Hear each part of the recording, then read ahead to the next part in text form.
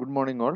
ഇന്ന് നമ്മൾ പറയാൻ പോകുന്നത് സിങ്ക് പാക്കേജിനെ കുറിച്ചും അതിനകത്തുള്ള കൺട്രോൾസിനെ കുറിച്ചാണ്. അപ്പോൾ ഒരു ക്വിക്ക് ട്യൂട്ടോറിയലാണ് പറയാൻ തോന്നുന്നത്. പറയാൻ കാരണം നമ്മൾ സിങ്കിൻ്റെ അകത്തെ ഓരോ കൺട്രോൾസിനെയും എടുത്ത് അതിൻ്റെ കൺസ്ട്രക്റ്റേഴ്സ്, അതിൻ്റെ മെത്തേഡ്സ് അങ്ങനെ പറഞ്ഞു പോകണമെങ്കിൽ നമുക്ക് ഒരുപാട് പറയണം. അപ്പോൾ അത് നമുക്ക് ഒരു ദിവസം ക്ലാസ്സിന് അത് പറയാൻ പറ്റില്ല. അപ്പോൾ പല പല ദിവസം പറയുമ്പോൾ കണ്ടിന്യൂറ്റി കിട്ടില്ല. അപ്പോൾ ആദ്യം ഒരു ഓവറോൾ ആയിട്ട് ഒരു ക്വിക്ക് ആയിട്ട് പറഞ്ഞിട്ട് പിന്നെ നമുക്ക് ഓരോന്നോരോന്നും സെപ്പറേറ്റ് അതിൻ്റെ യൂസ് വെച്ചിട്ട് നോക്കാം. നോർമലി നമ്മൾ ക്ലാസ് റൂമിൽ ക്ലാസ് എടുക്കുന്ന പോലെ എടുക്കാൻ പറ്റില്ല. അപ്പോൾ സിങ്ക് എന്ന് പറഞ്ഞാൽ സെറ്റ് ഓഫ് GUI ക്ലാസ്സസ് ആണ്. GUI എന്ന് പറഞ്ഞാൽ ഗ്രാഫിക്കൽ യൂസർ ഇന്റർഫേസ്. അതായത് നമ്മൾ ഇപ്പോൾ വിൻഡോസ് ആണ് ലിനക്സിൽ നമ്മൾ കാണുന്ന Windows buttons drag and drop ചെയ്യുന്നു, ഇങ്ങനെയുള്ള ഗ്രാഫിക്സ് വെച്ചിട്ടാണ് നമ്മൾ എല്ലാ കാര്യം ചെയ്യുക. ഇപ്പോൾ ഡയറക്ടറി ഓപ്പൺ ചെയ്യാൻ നമ്മളൊരു ഫോൾഡറിൻ്റെ സിമ്പിൾ കാണുന്നു, ഫോൾഡർ ഒരു ഫയലിൻ്റെ സിമ്പിൾ കാണുന്നു, ഡബിൾ ക്ലിക്ക് ചെയ്യുന്നു, അങ്ങനെ എല്ലാം ചിത്രമാണ്, ഗ്രാഫിക്സ് ആണ്. അപ്പോൾ അങ്ങനെയുള്ള യൂസർക്ക് ഇൻ്റർഫേസ്, യൂസർക്ക് ഇൻട്രാക്ഷൻ നടത്താൻ button, text box, combo box, ഇങ്ങനെയുള്ള യൂസർക്ക് ഇൻട്രാക്ഷൻ നടത്താൻ വേണ്ടി യൂസറുമായിട്ട് ഇൻ്റർഫേസ് വരുന്ന ഗ്രാഫിക്കൽ കോമ്പോണൻസിന് നമ്മൾ GUI എന്ന് പറയുന്നത്. GUI graphical user interface. അപ്പോൾ ഇത് ജാവയുടെ സ്വിംഗ് എന്ന് പറയുന്നത് ജാവയുടെ സ്റ്റാൻഡേർഡ് ലൈബ്രറിയുടെ പാർട്ടാണ്. ഇതിൻ്റെ മുമ്പ് ഉണ്ടായിരുന്നത് AWT എന്ന് പറയുന്ന പാക്കേജ്. അതിലേറെ ഒരുപാട് much better than the previous library AWT.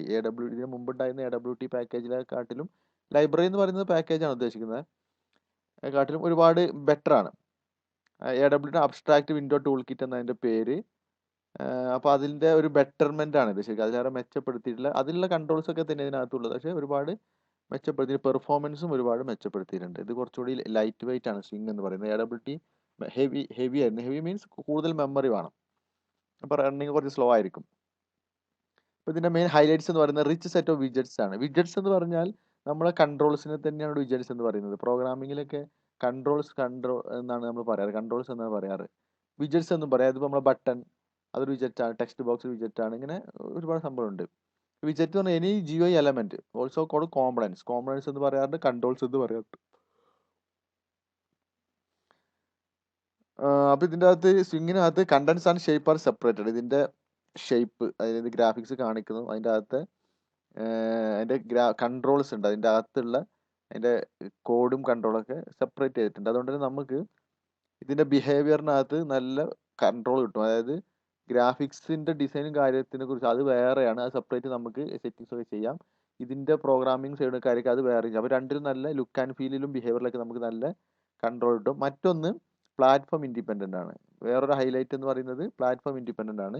നമുക്കിത് ഈ സെയിം GUIs ഒക്കെ തന്നെ വിൻഡോസിലും റൺ ആവും, ലിനക്സിലും റൺ ആവും. നമുക്കറിയാം വിൻഡോസിനകത്ത് കാണുന്ന ഗ്രാഫിക്സ് അല്ലെങ്കിൽ graphic user interface, Windows buttons അതൊക്കെ ഡിഫറൻ്റ് ആണ്, ലിനക്സ് ഡിഫറൻ്റ് ആണ്. ഇത് രണ്ടിലും ഈ സാധനം നമ്മുടെ സിങ് വർക്ക് ചെയ്യിക്കാൻ പറ്റും. കാരണം നമുക്കറിയാം ജാവ ഓൾറെഡി പ്ലാറ്റ്ഫോം ഇൻഡിപെൻഡൻ്റ് ആണ്. പക്ഷേ ഈ ഗ്രാഫിക്സിൻ്റെ കേസൊക്കെ വരുമ്പോൾ ആ നിൽക്കുന്ന പ്ലാറ്റ്ഫോമിന് കുറച്ച് ഡിപ്പെൻഡൻസി എന്തായാലും വരും. അപ്പോൾ അതൊക്കെ വളരെ നന്നായിട്ട് മാനേജ് ചെയ്യുന്നുണ്ട് സിങ്. അതാണ് ഇതിൻ്റെ ഇത് പറയുന്നത് contents and shapes are separated എന്ന് പറയുന്നത്. ഇതിൻ്റെ ലുക്ക് ആൻഡ് ഫീൽ എന്ന് പറയും. ലുക്ക് ആൻഡ് ഫീലും ഇതിൻ്റെ കൺട്രോളൊക്കെ സെപ്പറേറ്റ് ചെയ്തുകൊണ്ടാണ് ഇതൊക്കെ പോസിബിൾ ആക്കുന്നത്. അപ്പോൾ ഇതൊക്കെയാണ് സ്വിംഗ് പാക്കേജിൻ്റെ ഹൈലൈറ്റ്സ്.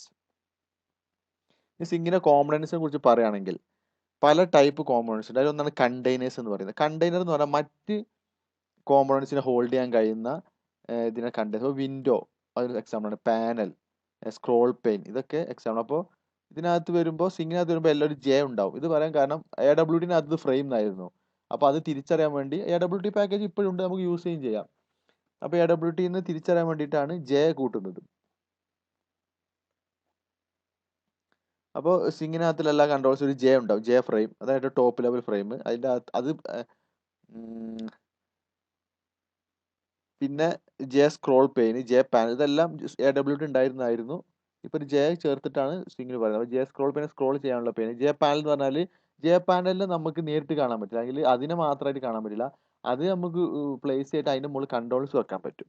അപ്പോൾ അതിങ്ങനെ ഒരു സെപ്പറേറ്റ് ചെയ്യാൻ ഒരു J ഫ്രെയിമിനകത്ത് ഒരു 2 J പാനൽ ഇട്ട് 2 സെക്ഷൻ ആക്കാൻ പറ്റും. ഓക്കെ, അപ്പോൾ ഒരു സെക്ഷൻ നമുക്ക് വേണമെങ്കിൽ ഒരു സമയത്ത് അതിൻ്റെ വിസിബിലിറ്റി കളയാം, അപ്പോൾ അത് ഇല്ലാതാവും. അതിന് ഒരു വിസിബിലിറ്റി പുതിയൊരു സെറ്റ് ഓഫ് കൺട്രോൾസിനെ കൊണ്ടുവരാൻ പറ്റും. അങ്ങനെ ഈ ഫ്രെയിമിൻ്റെ അകത്ത് തന്നെ ഫ്രെയിം അവിടെ തന്നെ നിൽക്കും, സ്റ്റാറ്റിക്കായി നിൽക്കും. പാനൽസ് നമുക്ക് മാറ്റി മാറ്റി വിസിബിൾ ആക്കിയിട്ട് പുതിയ സെറ്റ് ഓഫ് കൺട്രോൾസ് കൊണ്ടുവരാം. അങ്ങനെ കുറച്ചും കൂടി നമ്മുടെ ഗ്രാഫിക്കൽ ഡിസൈനിൻ്റെ മോഡ് അല്ലെങ്കിൽ നമ്മുടെ ആപ്ലിക്കേഷൻ്റെ ആ ഇൻ്റർഫേസിൽ നമുക്ക് നല്ല കൺട്രോൾ കിട്ടും. കുറച്ചും കൂടി യൂസർ ഫ്രണ്ട്ലിക്ക് ആക്കാനൊക്കെ പറ്റും ഈ പാനൽ ഉപയോഗിച്ചുകൊണ്ട്. സ്ക്രോൾ പെയിൻ നമുക്ക് ലെഫ്റ്റ് സൈഡിലും താഴെയും സ്ക്രോൾ ചെയ്യാനുള്ള ബാറിൽ സ്ക്രോൾ ബാറുള്ള പെയിനാണ് ജെ സ്ക്രോൾ പെയിൻ. അപ്പോൾ നമ്മളൊരു ആപ്ലിക്കേഷൻ്റെ അകത്ത് നമുക്ക് സ്ക്രോളിംഗ് ഓപ്ഷൻ കിട്ടണമെങ്കിൽ നമ്മൾ എന്ത് ചെയ്യണം, ജെ ഫ്രെയിമിനകത്ത് ആദ്യം ജെ സ്ക്രോൾ പെയിൻ ഇടണം. ഓക്കെ, എന്നിട്ട് അതിൻ്റെ മുകളിലാണ് കൺട്രോൾസ് ഇടേണ്ടത്. ഓക്കെ, ജെ ഫ്രെയിം ഏറ്റവും ടോപ്പ് ലെവലാണ്, അതിൻ്റെ അകത്ത് ഏതും പ്ലേസ് ചെയ്യാൻ പറ്റും. പക്ഷേ ജെ ഫ്രെയിമിനെ വേറൊരു കൺട്രോളിനകത്ത് പ്ലേസ് ചെയ്യാൻ പറ്റില്ല, അതുകൊണ്ട് അതിന് ടോപ്പ് ലെവൽ എന്ന് പറയുന്നത്. ഓക്കെ, ഇതാണ് കണ്ടെയ്നേഴ്സ്. ഇത്രയും കാര്യങ്ങളാണ് കണ്ടെയ്നേഴ്സ് വരുന്നത്. അതായത് മറ്റ് components contain and manage other components, മറ്റ് കമ്പോണൻസിനെ കണ്ടെയ്ൻ ചെയ്യാനും മാനേജ് ചെയ്യാനും കഴിയുന്നതാണ്. ടോപ്പ് ലെവലാണ്, ഇന്റേണൽ ആണ്. ഇപ്പോൾ ജെ ഫ്രെയിം ടോപ്പ് ലെവലാണ്, ജെ സ്ക്രോൾ പെയിൻ ഇന്റേണൽ ലെവലാണ്. ഇനി അടുത്ത സെറ്റ് ഓഫ് കോമ്പോണൻസ് എന്ന് പറയുന്നത് ബേസിക് കോമ്പോണൻസ് ആണ്.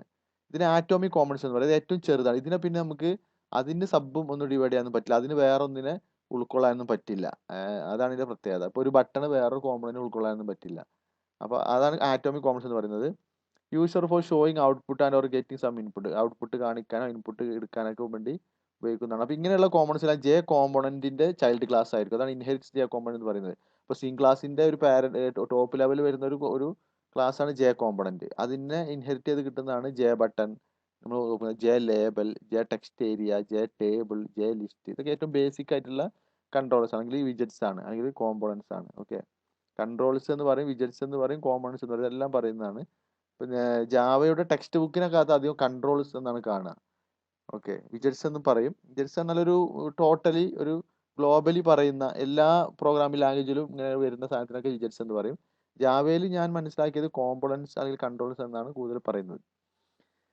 അപ്പോൾ എല്ലാ സ്വിംഗ് ക്ലാസ്സും കറസ്പോണ്ട് AWT ക്ലാസ്സിനെ ഇൻഹെറിറ്റ് ചെയ്യുന്നുണ്ട്. അതായത് ഇപ്പോൾ ഫ്രെയിം ആണെങ്കിൽ അതിന്റെ പാരന്റ് ആയിട്ട് അത് AWTയിലെ ഫ്രെയിം ക്ലാസ്സിനെ എക്സ്റ്റെൻഡ് ചെയ്യുന്നുണ്ട്. ഓക്കെ, അപ്പോൾ ആ പാക്കേജും ഇവിടെ എക്സ്റ്റെൻഡ് ചെയ്യാൻ വേണ്ടി യൂസ് ചെയ്യുന്നുണ്ട്. ഇതൊരു ബാക്ക്വേർഡ് കമ്പാറ്റിബിലിറ്റി കിട്ടാൻ വേണ്ടി കൂടിയാണ് ഇത് ചെയ്യുന്നത്. പിന്നെ ഒരു ജസ്റ്റ് എക്സാമ്പിൾ, അതിങ്ങനെ നമ്മൾ വളരെ പെട്ടെന്ന് തന്നെ കാര്യങ്ങൾ പറഞ്ഞ് ജസ്റ്റ് ഒരു പ്രോഗ്രാം കൂടി കാണിക്കുകയാണ്. ഇപ്പോൾ ഇമ്പോർട്ട് ജാവാസ് ഡോട്ട് സിംഗ് ഡോട്ട് സ്റ്റാർ, ഒരു സിംഗ് പാക്കേജിലെ എല്ലാ കോമ്പോണൻസിനും ഇമ്പോർട്ട് ചെയ്തു. പിന്നെ AWT പാക്കേജ് അത് ലേഔട്ട്, ബോർഡർ ലേഔട്ടാണ് ലേഔട്ടിന് ഇമ്പോർട്ട്. ഈ ലേഔട്ടൊക്കെ എന്താണെന്ന് നമ്മൾ പറയും ഇനി. അപ്പോൾ മെയിൻ മെത്തേഡിൻ്റെ അകത്ത് നമ്മൾ ഫ്രെയിം ക്രിയേറ്റ് ആണ് ചെയ്യുക. ന്യൂ ഫ്രെയിം, ഫ്രെയിമിനെ നമ്മൾ മൈ ഫസ്റ്റ് ഫ്രെയിം എന്നുള്ള പേര് കൊടുത്തു. അപ്പോൾ ഇതിൻ്റെ ടോപ്പിൽ ഇങ്ങനെ വരും, ഔട്ട്പുട്ട് വരുമ്പോൾ ഇങ്ങനെ വരുന്നതാണ്. പിന്നെ ഫ്രെയിമിന് അത് default close operation, exit on close. അതായത് ഇവിടെ ഫ്രെയിമിന് ബൈ ഡിഫോൾട്ട് 3 ബട്ടൺ ഉണ്ടാവും, പക്ഷേ ഇതിനൊക്കെ എന്താ സംഭവിക്കേണ്ടതെന്നുള്ള നമ്മളിവിടെ സെറ്റ് ചെയ്ത് കൊടുക്കണം. അപ്പോൾ ഡിഫോൾട്ട് ഇത് ഫ്രെയിമിൻ്റെ ഒരു പ്രോപ്പർട്ടിയാണ്. സെറ്റ് ഡിഫോൾട്ട് ക്ലോസ് ഓപ്പറേഷൻ എന്ന് ഫംഗ്ഷൻ ആണ്. അതിൻ്റെ അകത്ത് ജെ ഫ്രെയിമിൻ്റെ എക്സിറ്റ് ഓൺ ക്ലോസ് അങ്ങനെ കുറേ ഉണ്ട്, മിനിമൈസ്, അങ്ങനെ കുറേ ഓപ്ഷൻ ഉണ്ട്. അപ്പോൾ ഇതൊക്കെ നമ്മൾ ജെ ഫ്രെയിമിൻ്റെ ജാവ ഡോക്ക് വായിക്കണം. ജാവ ഡോക്ക് വായിക്കുമ്പോഴാണെങ്കിൽ ജാവ ഡോക്യുമെന്റ്സ് വായിച്ചാൽ നമുക്ക് അത് കാണാൻ പറ്റും. അത് ഞാൻ ജസ്റ്റ് കാണിച്ചു തരാം.